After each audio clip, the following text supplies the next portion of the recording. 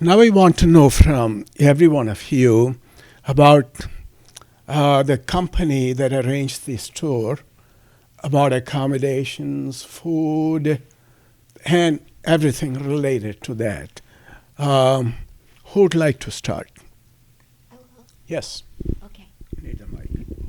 I thought this trip, I have traveled extensively all over the world, and I feel that this trip was well planned, well organized, and Angela did a wonderful job. We stayed at beautiful places, and the food, we had a nice variety of food. I felt that every place that we went, they were very accommodating, and I just felt it was well planned. And she just kind of was in the background always making the arrangements for the next day and making sure that everyone was accounted for and happy. Yes. Who is next? I really appreciated the masses every day, all the different locations. We always knew where we had to be, when we had to be there, and how much time we had there. But she was also flexible, so if we wanted to stay a little bit longer someplace, or if we want to do something slightly different, she adjusted it and was really great about making sure everybody was happy on the trip. I've been on lots of pilgrimages, and I think, in my own opinion, this is the best one I've been on. When it comes to organization, hotels, now I think the group helped, frankly. You know, we with the group. It's unusual. As I said, I've been on a lot of them. It's unusual for a group like this to get on as well as we did. As you said, Sandy, I mean, prompt, efficient. Loved the bus driver. The bus was always there. I mean, there was just so many things. Nothing. I mean, typically, we all know. You know, they say that the devil is trying to stop you from going to pilgrimage. So there's always something bad happens on a pilgrimage. I mean, we all know what ours was. It was COVID at the end, but everything else was absolutely first class. Yeah. And she knew her press. She promoted the press. It was, and then when was that time where we couldn't get a mass in, and so she ended up taking us to that convent at the last minute. So she even she always had a backup She always had a plan. backup. Yeah. And what? I also feel that the cost that we paid for this trip was very reasonable. As I said, I've traveled a lot, and I've spent a lot of money on other trips, but this one was well worth it. The value was fantastic. Kathy, we were sorry to leave you behind there, you know, because of the COVID. Can you tell something about, you know, Angela, in what way she helped you? Sure. So, first of all, going on a pilgrimage, I always had it in my mind that things don't go as well as they're planned. It's a journey. And when they don't go, it's part of the journey and it's part of God's plan. So, you know, when things don't always go as perfectly as well, although I will say the entire pilgrimage, up until the very day before the last day to leave, was phenomenal, well done, just like everybody said. And then two of us tested positive for COVID, so we had to stay. And Angela was great. She helped us to know where to go to get retested in the local facilities. She held the plane ticket for us as long as she could. And we got to stay at the hotel. And we booked it out for like 3 days. And every time we went down, we were still able to stay at the same hotel because we had to rebook it for another company. So we kept thinking, well, maybe we'll be better by Wednesday. No, maybe we'll be better. So we were there for 10 days. And thank goodness we each had a room that had a balcony. We got some fresh air. We could be outside when we weren't allowed to be outside. And then when we could finally get outside, you know, wearing our masks, of course, it was another lovely lady that was with me, and we bonded. We became very good friends. We text back and forth, and it wasn't horrible. You know, you got to go out and you walk around that little park area that I discovered, and they blocked off the road. and people were, you say hello to them, and I'm still like, I'm saying hello and hello. Isn't that French? It's hot. Oh yeah, it's hola. So some lady walked by and she goes hola, and I said, oh, say hola. So I'm like hola, because I don't know Spanish that well, and people were just, overall pretty friendly. I met this one guy. He was wearing a rosary beads, plastic rosary beads, and a scapular. And I said, hi. I said, oh my gosh, you're Catholic. Look at it. And I said, I have a scapular on too. And we started talking, and he's looking at me and smiling. And I said, do you understand English? He goes, no, I don't know. I said, well, we're both Catholics. That's good. And he laughed, and I just kept walking. It was funny. But it was enjoyable as much as it had to be. It was good to have someone there with me. And Father kept checking in on me on his WhatsApp. Everything okay? How are you doing? I feel so bad. Don't feel bad. He came back and had a very, very busy time. Father Roby was checking in on Linda all the time, and then we would talk to each other. Father Roby says hi, and I said, Father Peter says hi to you. He had her connection. Father Peter had my connection, so it was. It wasn't. God was with us, and we have a strong faith, so we knew we were going to be fine and okay. And the insurance company helped me find a doctor to go to as well. But we tested negative the last day, and because Spain requires you to stay for those 11 days, but it was 10, because of the 29th. We tested negative, we're like, woohoo! So then we had our plane, we were all set, we left the next morning.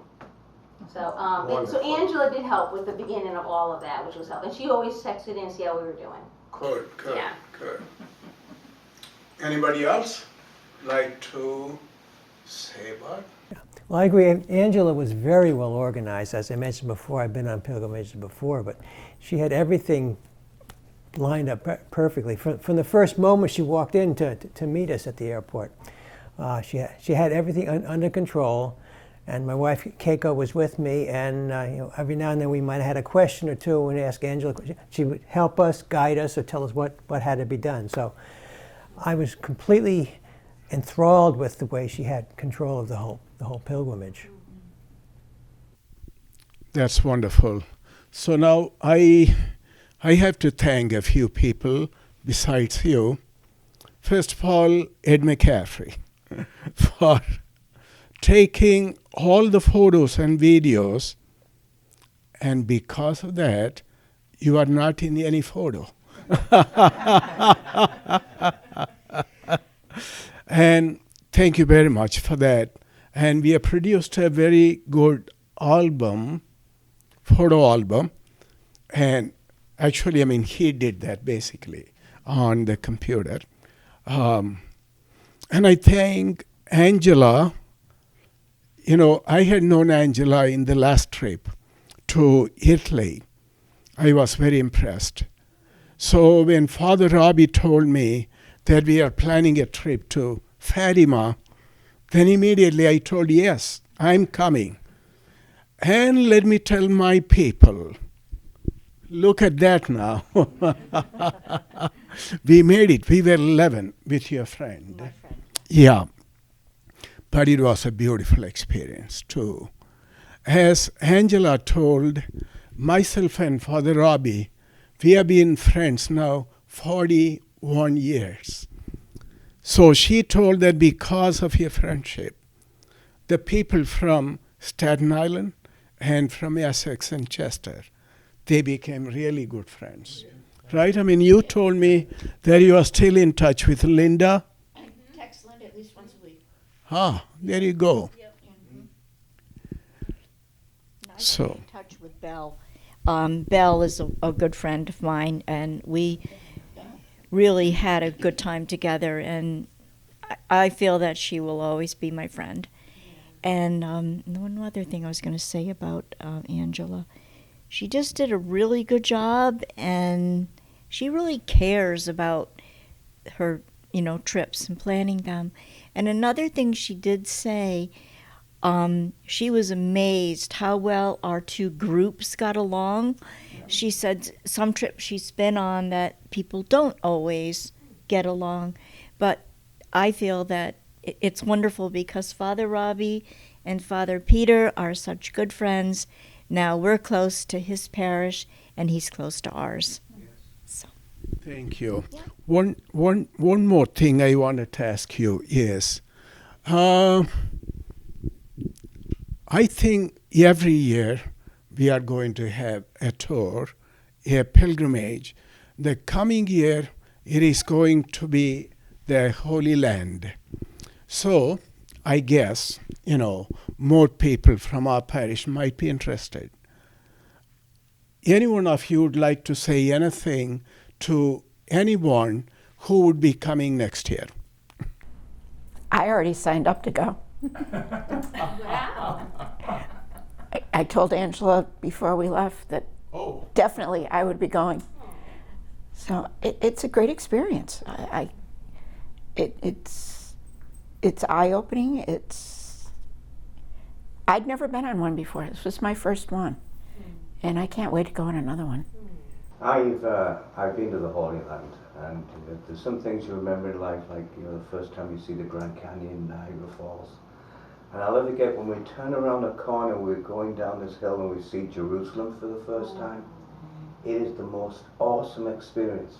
So I think everyone should go to the Holy Land. You come back from the Holy Land, and when you hear about Jesus at Capernaum or whatever, yes, I've been there. I know what St. Peter's house looks like. I've been to Bethlehem. But the only caveat, only thing I would warn, and I've mentioned this to everyone here already, is you do a lot of walking in the Holy Land. So please, if you go, and please do go, but just train for it. Don't think that you can just get up there and walk, because it can be very exhausting, but definitely worthwhile. Okay. I think for folks like in my age group, maybe 40s to 50s, I think it's a great opportunity to really grow in your faith. I think there's so many things that I learned that I didn't know about on this trip, like the Divine Mercy Chaplet and how to properly say the Rosary. I think were those some big takeaways for me. But when you get to this point in your life where you're really trying to bond with something and become part of something, I think it's a great way to grow in your faith at a very affordable cost. So really, consider jumping on the bandwagon and going next year. It's amazing. You won't regret it.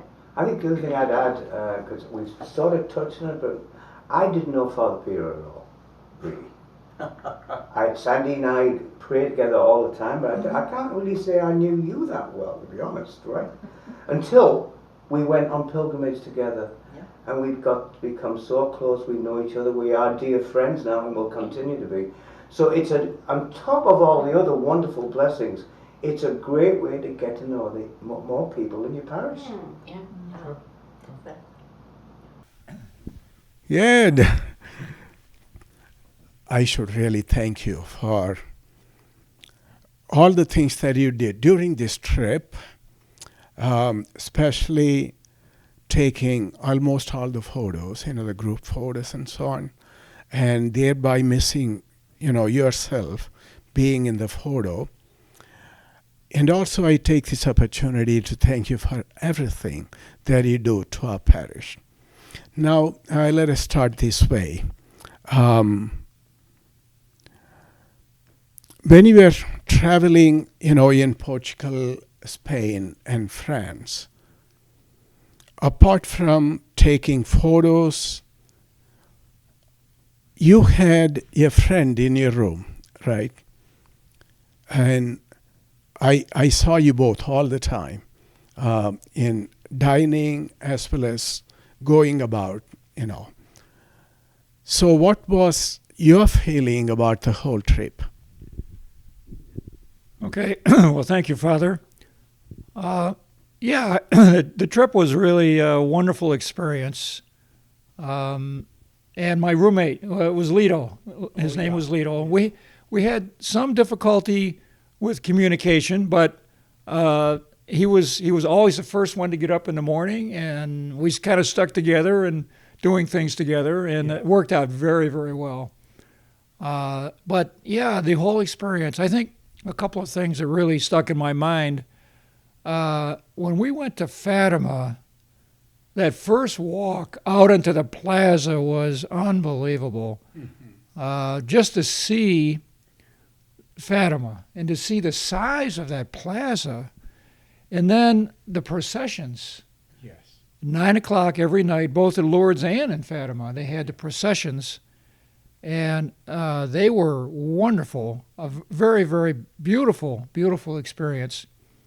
And something really sticks in my mind, too. When we were in Fatima, we were walking up toward the main chapel, the main basilica there, and they started ringing those bells. Oh, yes. Wow, those bells were incredible. I mean, it just sends a chill up your spine to listen to the sound of those bells. I mean, it was just, and everything was so close to walking distance, so you could come over, walk around the plaza. Just so many opportunities for prayer, and it just that was probably it's like the first impression, the first time you go somewhere is always the most exciting time, I think. So was very exciting for me. And of course, Lourdes, there were so many things there. It was, I guess what surprised me was that Lourdes is about 2 or 3 times bigger than Fatima, much bigger. Yes.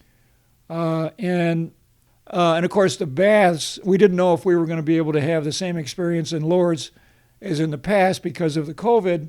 They weren't allowing people to go in and actually go into the water. But they poured water on our hands, and then they asked us to put the water on our face, and then to to drink some of the water. Yeah. That was very special. That was a very, very nice experience. So overall, I mean, it was just very enjoyable. And I'd been on other pilgrimages before. We've been to Medjugorje, and we've been to Rome. And some have been on pilgrimages, some have been just on tours, and some have just been by ourselves. But this particular tour was really, really great. Unfortunately, my wife couldn't come because she had back surgery, but she knew in November that she wouldn't be able to go. So maybe sometime in the future she can go. Of course. Okay.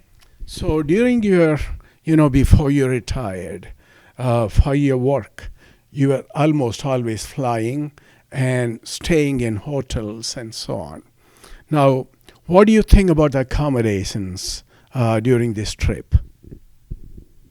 Yeah, the accommodations were great. The airplanes, I guess there's always a challenge on travel. And of course, there's always lines of people going through the airport. And the airplanes, and I hadn't flown in quite a while. I used to fly almost every week. And they've reduced the seating area in those planes, and you're sitting there with 8 people across. And it was fairly tight. And I think what happened on a return trip, we all tested negative, but on the return trip, about 6 or 7 of us got COVID, probably from the airplane. I too think. But Angela and the tour company did an excellent job, in my opinion. They had everything arranged. The one thing I really appreciated, too, one time we went to Rome, and they had a guide on the bus. And the guide would talk continuously about the history, it's nice to know the history of the area. But people are getting upset because sometimes you just want to read a book or, relax. And the nice thing about our tour is that we didn't have someone continuously talking. And when we did get to the places we wanted to go, she had people there that were tour guides that gave us a history of where we were going. But on the bus, we had plenty of time to relax, say prayers, chat. And chat. So I think the overall blend of the accommodations, the food, the locations, the way everything was, it was totally seamless. And here's Angela in the background making all the arrangements. So I think that was done very, very well. All right, thank you. So even with this video chat, that we had just now, I think it is going to be memorable, and it's going to help people, those who are going to watch. And thank you. Okay, Father, you're welcome. Supposing from our parish, if 30 people go on a pilgrimage, by the time we come back, we come back more bonded, more attached, more bound in love, and in more trust. That's very important. When we come to know people more and more, we begin to trust more and more, and trust is very important. So, it has been wonderful speaking about our tour, our pilgrimage, and once again I thank you all for having participated in the trip and in this video chat. Okay? Thank you so much and have a good evening.